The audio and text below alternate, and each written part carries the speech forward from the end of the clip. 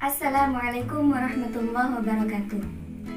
Saya Nur Halimah, mahasiswi Ilmu Al-Quran dan Tafsir Universitas Nurul Jadid Paiton Probolinggo.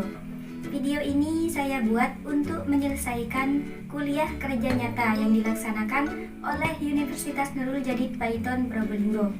Konten video ini berisi tentang beberapa peraturan pemerintah dan pentingnya mentaati peraturan-peraturan tersebut di masa pandemi COVID-19. Wabah COVID-19 merupakan virus yang menyerang sistem pernapasan. Virus corona ini bisa menyebabkan gangguan ringan pada sistem pernapasan, infeksi paru-paru berat, hingga kematian. Virus ini menular dengan sangat cepat dan telah menyebar hampir ke seluruh negara, termasuk Indonesia. Inilah beberapa bukti penyebaran dan dampak virus corona.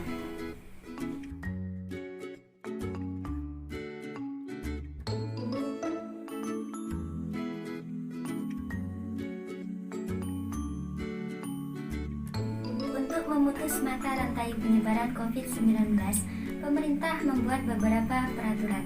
Di antaranya, yang pertama, menerapkan physical distancing atau pembatasan interaksi fisik.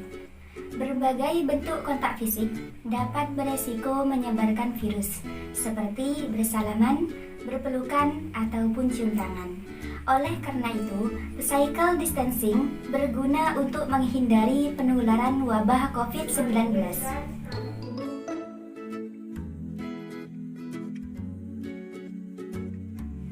Yang kedua, memakai masker saat di luar rumah. Dalam situasi pandemi COVID-19, penggunaan masker sangatlah penting dilakukan untuk mencegah masuknya virus ke dalam mulut dan hidung.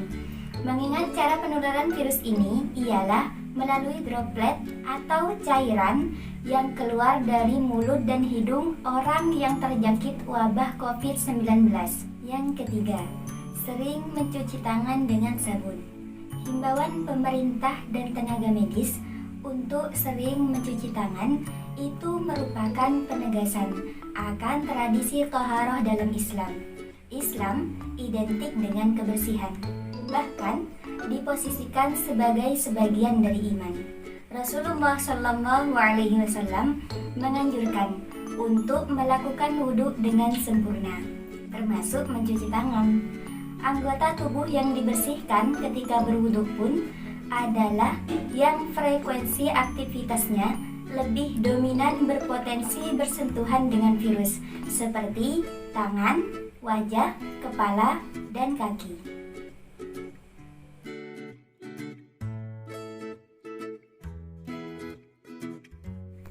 Yang keempat, menghindari kerumunan atau kumpulan orang banyak. Menghindari kerumunan sangatlah penting, karena kita tidak pernah tahu apakah seseorang yang datang ke suatu kerumunan terinfeksi atau tidak, atau bahkan kita sendirilah yang sedang terpapar virus ini. Maka sudah menjadi kewajiban kita untuk menjauhi kerumunan, agar kita tidak menularkan virus ini kepada orang lain, sebagaimana dalam kaidah fikih yang berbunyi la dharar wa la diror, yang artinya tidak boleh membahayakan diri dan orang lain.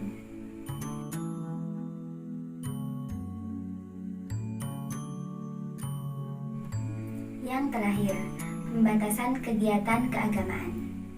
Memahami karakter virus ini yang menyebar sangat mudah di keramaian dan media singgahnya. Umat Islam dan masjid bahkan dapat dengan mudah terpapar COVID-19. Masjid adalah salah satu tempat berkumpulnya umat Islam yang menjalankan silaturahmi, pengajian, salat jamaah, salat Jumat, dan kegiatan atau aktivitas lainnya yang dilakukan secara berjamaah. Karenanya, virus ini dapat dengan mudah menulari umat Islam yang berkumpul di masjid. Kita dapat belajar dari contoh di masa Nabi. Nabi Muhammad SAW pernah menganjurkan tinggal di rumah daripada masjid hanya karena hujan lebat yang menakutkan. Nabi Muhammad SAW pernah berujar, agar yang sakit tidak bercampur dengan yang sehat. Hadis riwayat Bukhari dan Muslim. Kesimpulan yang dapat kita ambil dari contoh tersebut adalah bahwa rasa takut dan sakit juga diyakini sebagai udzur atau alasan untuk tidak melaksanakan aktivitas ibadah secara berjamaah, baik di masjid atau di tempat-tempat ibadah lainnya. Beberapa peraturan pemerintah tersebut dibuat tidak lain hanya untuk menyelamatkan kita dari virus mematikan wabah COVID-19. Saat ini, pemerintah kita sedang berjuang dengan sungguh-sungguh menangani COVID-19. Berbagai upaya sudah dilakukan, baik yang bersifat penanganan medis ataupun non-medis. Sebagai warga negara, wajib bagi kita untuk mendukung dan mentaati peraturan pemerintah dalam semua upayanya mengatasi wabah mematikan ini, selama tidak bertentangan dengan syariat agama kita. Ketaatan kita kepada pemimpin selaku ulil amri adalah salah satu bentuk ketaatan kita juga kepada Allah dan Rasul-Nya.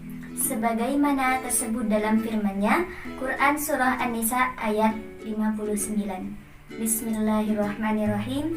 Ya ayyuhalladzina amanu ati'ullaha wa ati'ur rasul wa ulil amri minkum. Yang artinya, hai orang-orang yang beriman, taatilah Allah dan taatilah Rasul-Nya dan ulil amri di antara kamu.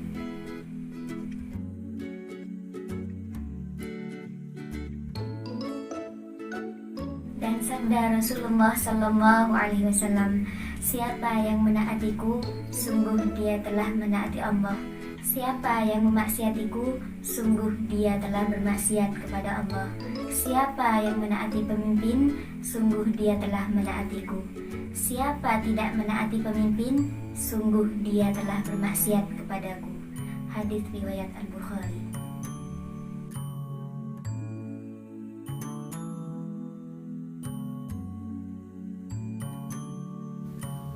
Cukup sekian dari saya, semoga bermanfaat dan semoga kita selalu dilindungi dari wabah virus corona ini.